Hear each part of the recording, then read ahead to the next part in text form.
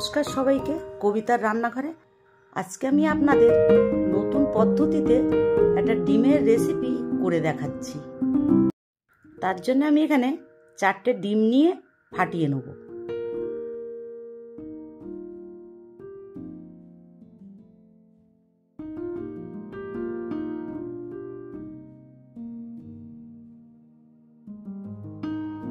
এরপর আমি এর মধ্যে লবণ দিচ্ছি, আদা রসুন বাটা দিচ্ছি, লঙ্কা কুচনো দিচ্ছি, ধনেপাতা দিচ্ছি, আর লঙ্কার গুঁড়ো আর হলুদ গুঁড়ো দিচ্ছি। এরপর আমি 5 রকম মশলা গুঁড়ো করে নিয়েছিলাম, ওইটা 1 চামচ দিয়ে ভালো করে মিশিয়ে নেব।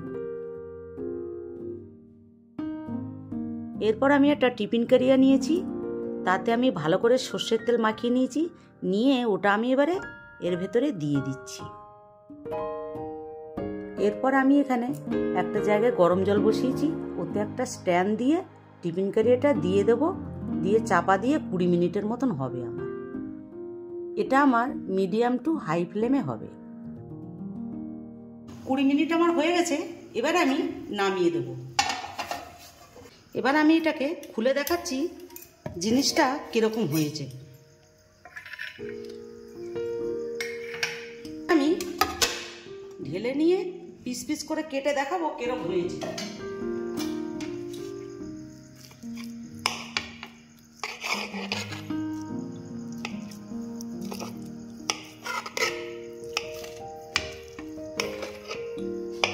এগুলি সব আমার পিস করা হয়ে গেছে।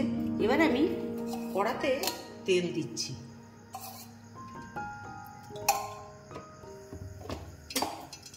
তেলটা আমার একটু গরম হবে। তেলটা আমার গরম হয়ে গেছে, এবার আমি এইগুলো সব ভেজে নেব।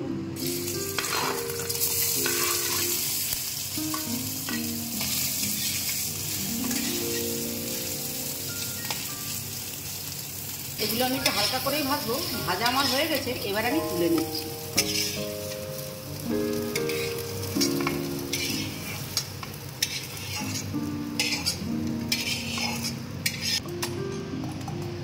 এরপর কড়াতে আমি 1 চামচ তেল দিচ্ছি, 2টো শুকনো লঙ্কা দিচ্ছি, 2টো তেজপাতা দিচ্ছি।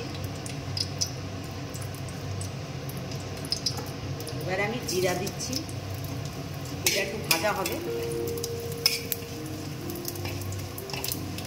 এটা আমার ভাজা হয়ে গেছে।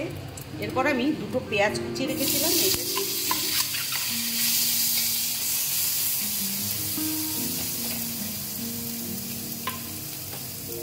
সামান্য লবণ দিচ্ছি।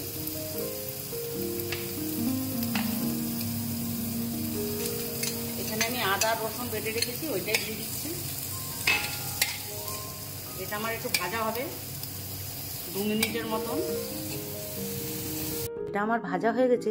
এর ভেতরে আমি মটরশুঁটি দিয়ে দিচ্ছি, সেদ্ধ করা আলু দিয়ে দিচ্ছি, আর একটা টমেটো পেস্ট করে রেখেছিলাম সেইটা দিয়ে দিচ্ছি।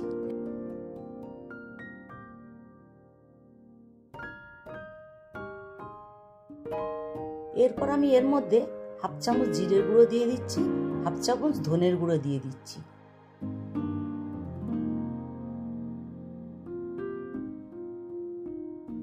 এরপর আমি একটু লঙ্কার গুঁড়ো দিয়ে দিচ্ছি, একটু হলুদ গুঁড়ো দিচ্ছি, দিয়ে ভালো করে এটাকে কষিয়ে নেব। আলুটা দিয়ে আমি 2 মিনিটের মতন কষিয়ে নিয়েছি। এরপরে আমি এখানে একটু টক দই দিয়ে দিচ্ছি।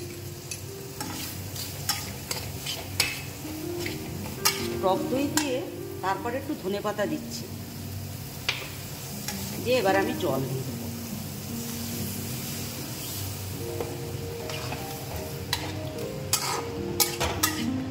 মশলাটা মিশিয়ে দিচ্ছি, আমি আর একটু জল দেব। এটা আমার 1 মিনিটের মতন ফুটে উঠলেই আমি ভেজে রাখা ডিমগুলো দিয়ে দেবো। এটা আমার ফুটে গেছে, এবারে আমি ডিমগুলো দিয়ে দিচ্ছি।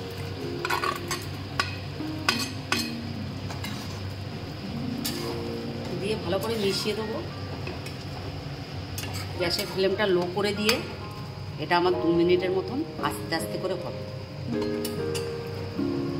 এটা এটা আমার হয়ে গেছে। এবারে আমি একটু গরম মশলা দিয়ে নামিয়ে নেব।